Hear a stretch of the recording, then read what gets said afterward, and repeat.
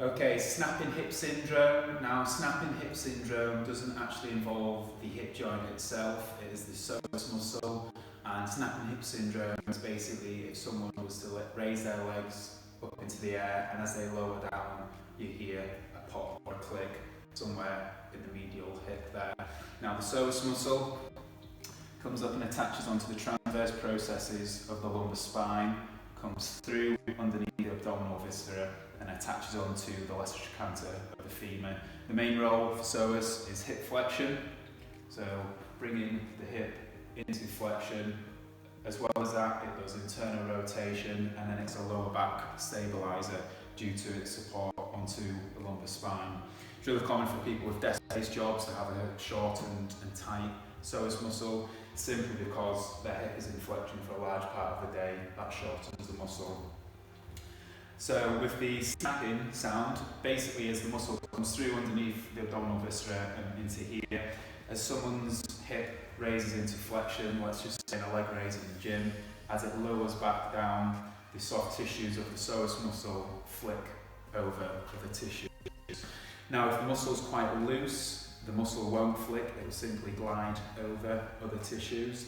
If the muscle's taut, imagine like a taut guitar string, it will click and make a pop sound as it flicks over other tissues.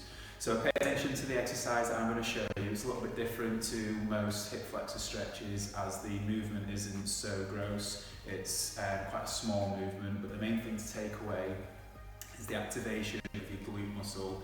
Now the glute causes hip extension, so that will inhibit the hip flexors, i.e. it will make the psoas muscle relax properly. So by this you do not have to do as big of a movement to get the stretch. Okay, it will depend on your height what you could use for this, but something like a chair or a bench would be a good start. Here I'm stretching my right psoas, so I want to make sure I tense the right glute to engage that and then relax the psoas. And then I'm going to lean forwards and then feel the stretch into the right psoas there. So here I'm using my arms as a straight line just to show the angle of what my spine is, and then I'm moving just to show how to go into the stretch, but obviously as you're doing it, it's going to be a static stretch.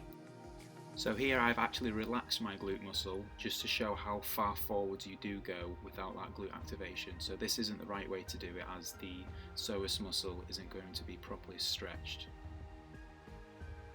Alternatively, rather than using a chair or a bench, you could do it in a kneeling position. So the same rules apply, make sure that you activate that glute just to relax the psoas muscle fully, and then just lean forwards at the same angle through there.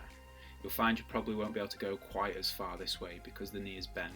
The rectus femoris, which is the quadricep muscle, is going to be put on stretch. And then here again I've relaxed just to show how far forwards it goes without that glute activation.